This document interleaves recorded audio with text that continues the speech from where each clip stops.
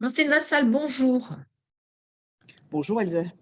Je suis ravie de vous accueillir au micro de Radio JM. Bien sûr, c'est dans votre qualité aujourd'hui de présidente du conseil départemental des Bouches-du-Rhône que vous êtes notre invitée. D'ailleurs, vous êtes en ce moment même à l'hôtel du département.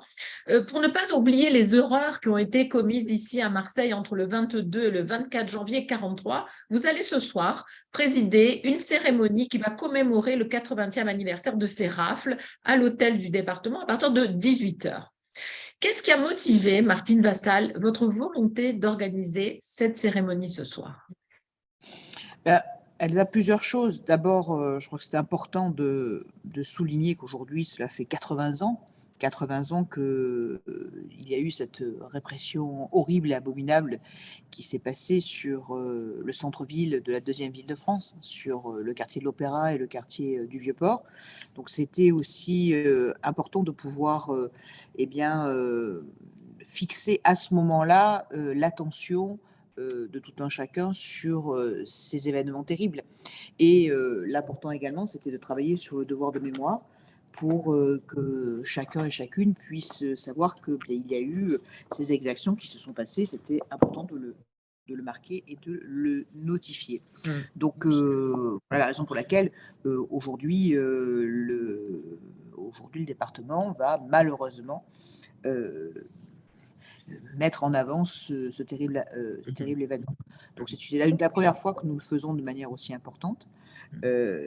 Beaucoup d'associations vont y participer.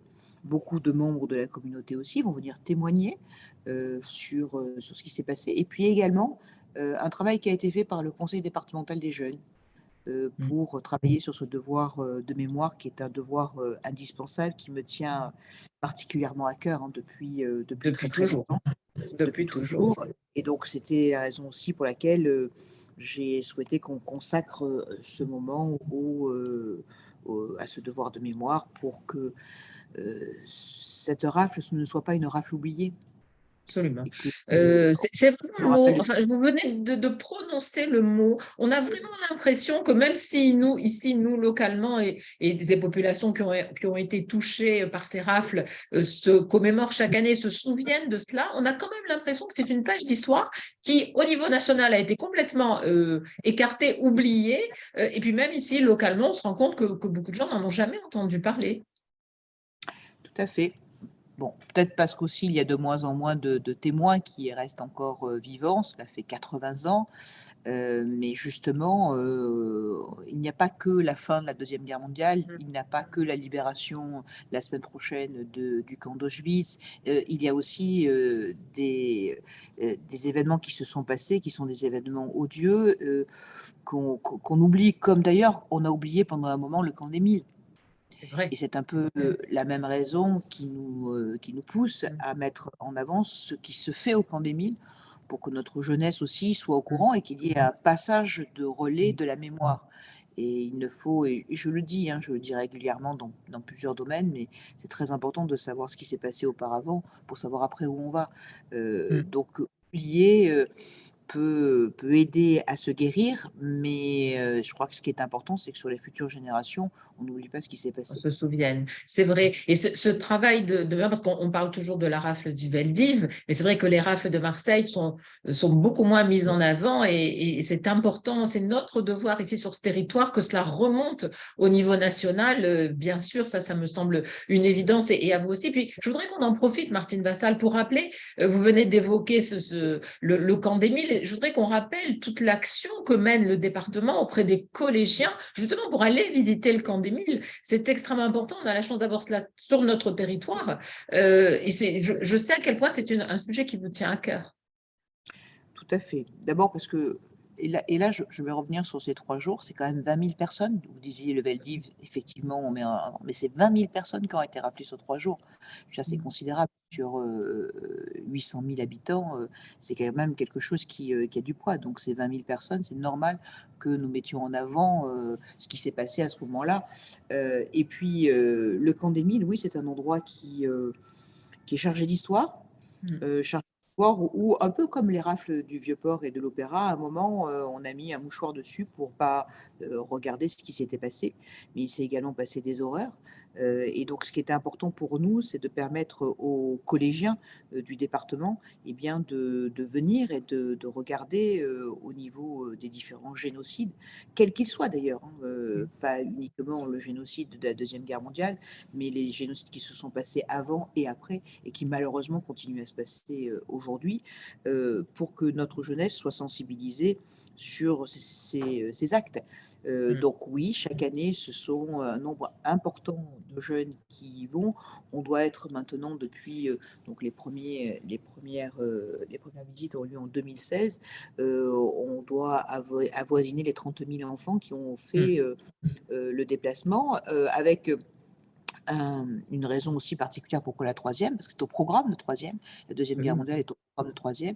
Donc, c'est important de pouvoir concrétiser ce qu'on leur montre dans les livres et de voir que ça s'est passé à nos portes et que très souvent, il y a des horreurs qui se passent juste à côté et on n'ouvre pas assez grand les yeux. Donc, c'est aussi pour leur faire prendre un peu conscience des problématiques qui peuvent se passer juste à côté de chez soi.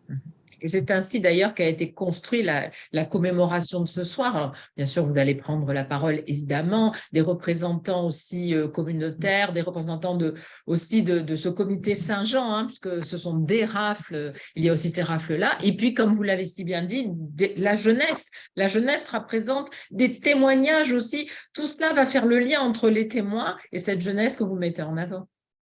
Tout à fait, à la fois les conseillers départementaux des jeunes, mais aussi, bien entendu, ceux du collège Arthur Rimbaud qui liront des textes. C'est fondamental de pouvoir les mettre en avant avec, bien sûr, ceux et celles qui témoignent régulièrement, qui font énormément en visite, notamment dans les établissements scolaires, et avec des films également qui ramènent un peu aussi les témoignages qui ont été faits par Ida Palombo, par Victor Algazi, qui ont été rescapés et témoins de la rafle, et puis aussi par notre président d'honneur de l'AFMA, qui est Albert Barbout, et Madame Théa Cohen, qui est aussi l'arrière-petite-fille survivante de la Shoah,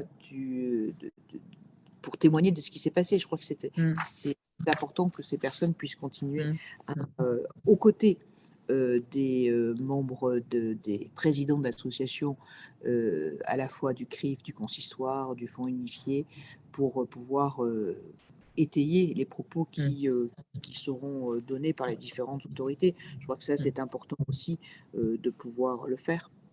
C'est un vrai passage de flambeau, hein. C'est un petit peu à cela aussi que servent ces commémorations, surtout 80 ans après, c'est important qu'il y ait ce passage de flambeau. Et je crois savoir que vous remettrez un trophée à la fin de cette commémoration, Martine Vassal. Oui, tout on à peut en fait. dire un mot? Ah ben, c'est un geste symbolique de remettre le trophée aux grands intervenants, un geste symbolique pour dire que donc nous on n'oublie pas, on les met en avant et on les remercie aussi pour l'action qu'ils mènent au quotidien, aux côtés de tout un chacun qui souhaite avoir des explications sur ce qui s'est passé pendant la Deuxième Guerre mondiale. Et donc ça, c'est important. Donc c'était aussi un moyen de pouvoir les remercier en marquant symboliquement ce jour-là, ces 80 ans, parce que c'est un triste anniversaire, mais c'est un anniversaire sur lequel il faut insister pour que justement notre territoire montre bien que chez nous, on n'oublie pas et on essaye de faire le maximum pour que chacun et chacune puisse vivre en fonction de ses volontés, en respectant les uns et les autres. Et qu'il y a une volonté politique que l'on n'oublie pas. Et ça, c'est extrêmement important. Les associations ne suffiront pas si on n'a pas cet appui-là. Et je vous en remercie, Martine Vassal. Merci beaucoup. Et je pense que nous serons nombreux ce soir présents pour cet événement. Merci et à très bientôt. À bientôt, à tout à l'heure. Au revoir. Au revoir.